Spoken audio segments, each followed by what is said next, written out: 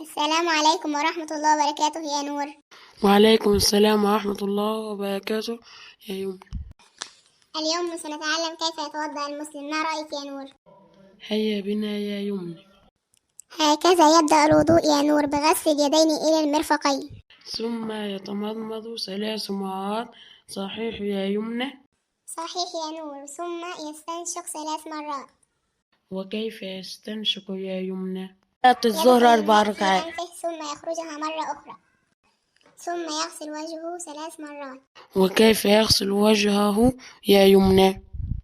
يضع الماء في يديه ثم يغسل وجهه من منبت الشعر إلى أسفل الذقن، ثم يغسل ذراعيه إلى المرفقين 3 مرات. وكيف يغسل ذراعيه يا يمنى؟ يضع الماء من المرفقين إلى الكوعين 3 مرات، الذراع الأيمن ثم الذراع الأيسر، ثم يمسح رأسه. وكيف يمسح رأسه يا يمنى؟ يضع الماء على يديه ثم يمسح رأسه، ثم يمسح أذنيه. وهكذا انتهى الوضوء يا يمنى. ليس كذلك يا نور، ولكن يفضل شيء واحد، هو غسل القدمين إلى الكعبين. وهكذا انتهى الوضوء يا يمنى. نعم يا نور، لقد انتهى الوضوء، ولكن هناك درس قادم.